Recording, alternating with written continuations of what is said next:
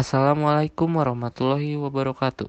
Sebelumnya, perkenalkan, kami dari kelompok 9 yang beranggotakan. Yang pertama ada Chandra Sophia Maharani, yang kedua ada Cutianti Mahdi Putri Deni, dan yang ketiga saya Dimas Ranggadi Putra. Di sini kami akan mempresentasikan distres dari disintegrasi motivasi ketika motif fundamental terlalu lemah atau terlalu kuat.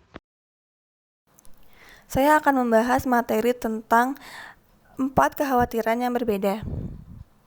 Terdapat 2 teori sistem motivasi yang membahas cara menjadi efektif dan hubungannya dengan kesejahteraan, yaitu teori fokus regulasi dan teori mode regulasi. Teori fokus regulasi mengusulkan bahwa motivasi untuk nilai, yaitu memiliki hasil yang diinginkan, terjadi dalam 2 sistem independen, masing-masing dengan fokus khusus. Sedangkan menurut teori mode regulasi, proses pengejaran tujuan itu sendiri terjadi melalui pelaksanaan 2 mode regulasi mandiri yang independen.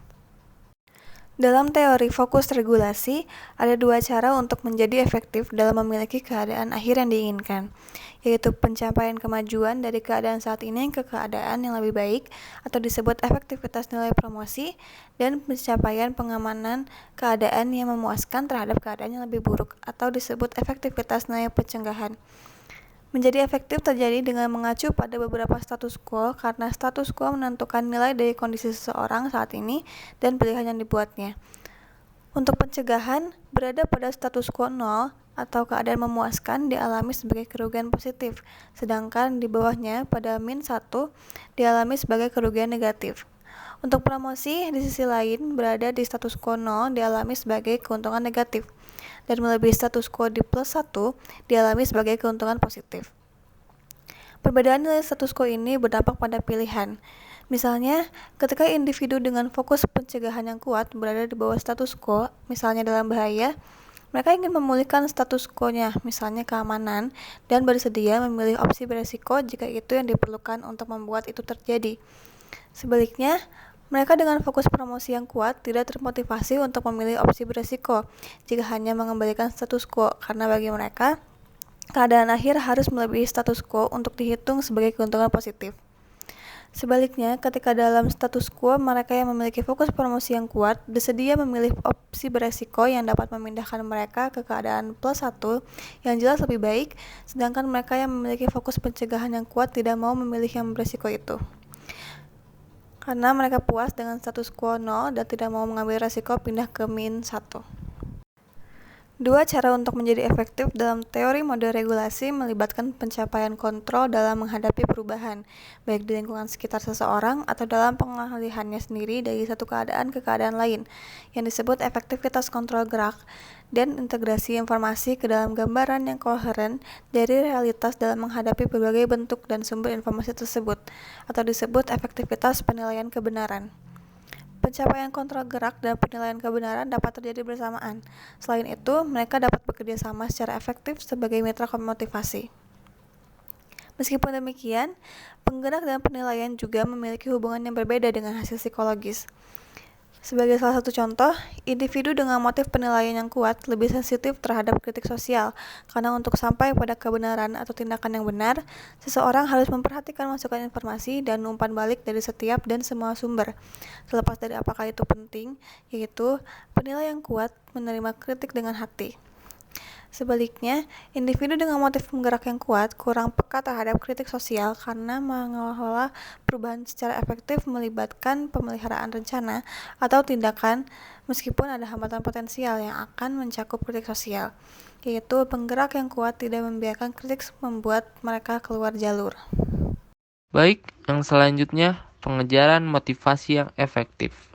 Setiap motif memiliki potensi manfaat dan potensi biaya sebagai fungsi dari seberapa kuat fungsinya.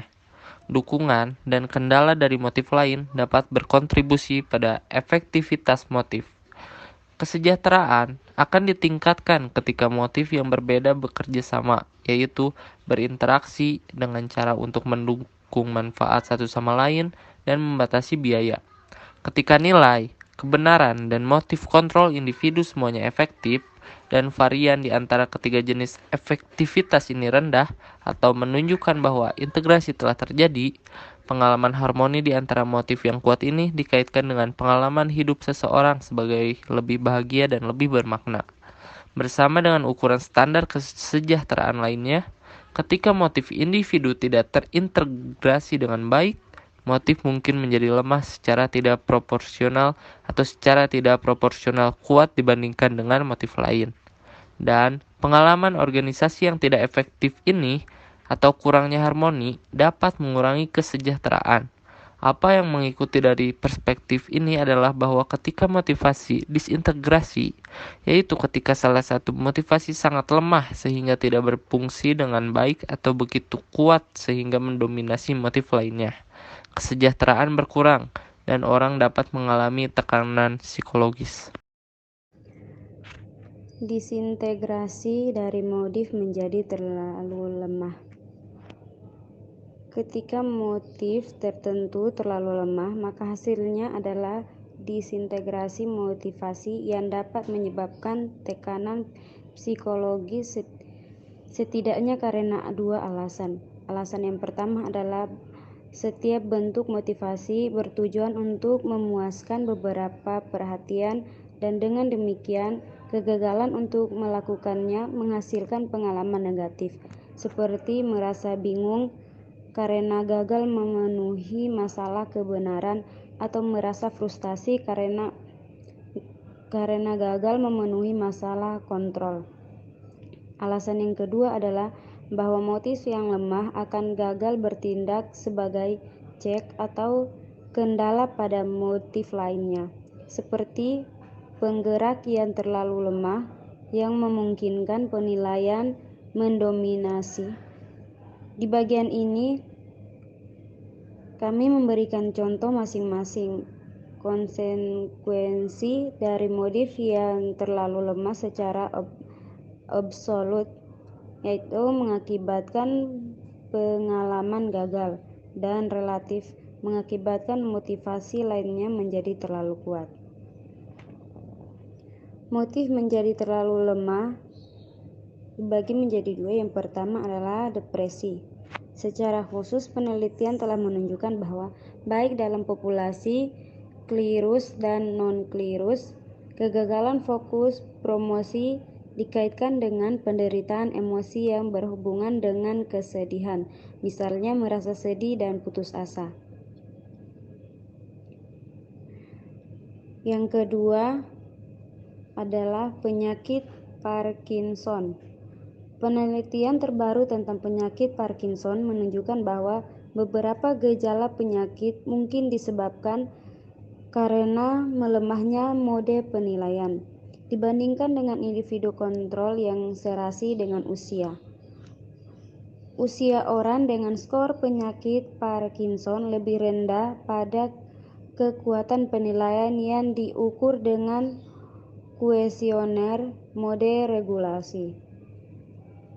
Penelitian yang lebih baru menunjukkan bahwa mereka yang menderita penyakit Parkinson menunjukkan defisit belajar yang lebih besar terkait dengan umpan balik langsung yang diproses di striatum dibandingkan dengan kontrol yang sesuai dengan usia, tetapi tidak ada defisit untuk umpan balik yang tertunda. Ada bukti lain mengenai defisit Parkinson yang menunjukkan bahwa pasien Parkinson adalah penggerak dominan. Beberapa pasien Parkinson misalnya berbicara begitu cepat sehingga sulit dipahami dan gerakan tulisan tangannya juga cepat, menghasilkan tulisan yang sulit dibaca. Selain itu, beberapa pasien Parkinson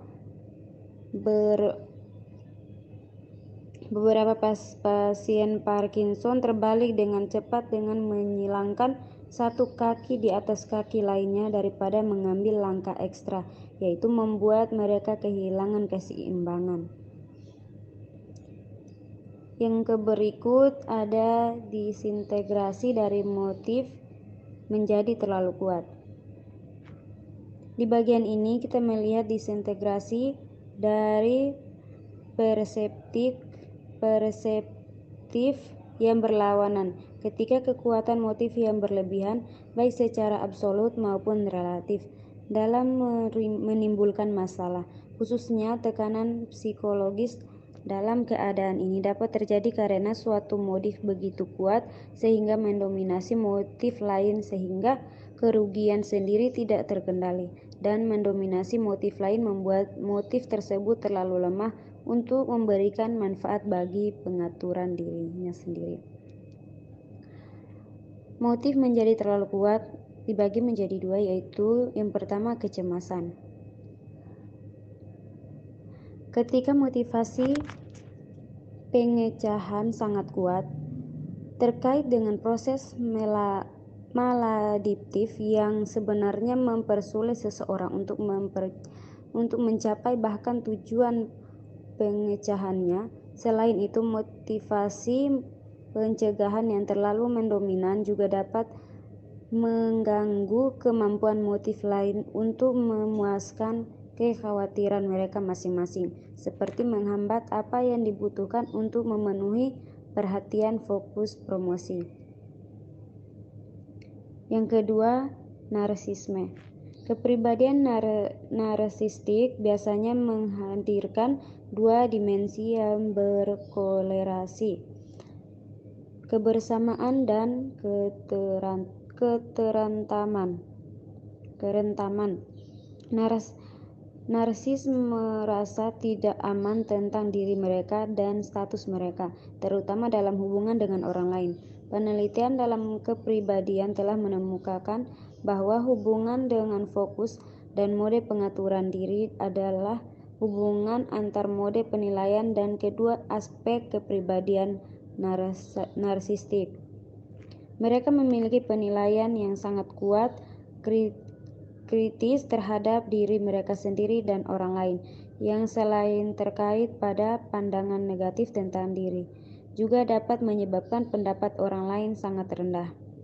Selanjutnya, penelitian tentang sumber daya psikologi telah menemukan bahwa narsisme secara negatif terkait dengan kontrol penilaian dan dengan kontrol secara lebih umum, menunjukkan bahwa narsisme juga melibatkan gerak lemah yang diberikan bahwa penggerak dikaitkan dengan jenis pengecaan untuk pemeliharaan gerakan yang lancar dan tidak terputus yang merupakan bagian dari kesadaran dan efisiensi. Baik, terima kasih. Materi selanjutnya adalah kemungkinan untuk peningkatan, yaitu intervensi mikro. Studi tentang motivasi telah mencakup pengembangan alat atau intervensi mikro yang dapat digunakan untuk memperkuat atau melemahkan motivasi yang ditargetkan. Sebagian besar penelitian yang ada tentang masalah ini adalah tentang fokus peraturan. Penelitian yang menyarankan hubungan antara promosi dan gejala depresi dan pencegahan dan gejala yang berhubungan dengan kecemasan telah dibahas sebelumnya. Tetapi ada penelitian baru yang menggunakan intervensi mikro yang menunjukkan harapan untuk memperbaiki bentuk-bentuk kesusahan ini melalui penguatan promosi yang juga lemah saat tertekan dan melemahnya pencegahan yang terlalu kuat saat cemas. Penelitian menemukan bahwa intervensi yang melibatkan intervensi mengatasi hambatan lebih efektif dalam mengurangi mood dysphoric, dan intervensi yang melibatkan intervensi mengatasi gangguan lebih efektif dalam mengurangi mood cemas. Baik, mungkin cukup sekian yang dapat kelompok kami sampaikan. Terima kasih atas perhatiannya. Mohon maaf jika terdapat banyak kekurangan. Wassalamualaikum warahmatullahi wabarakatuh.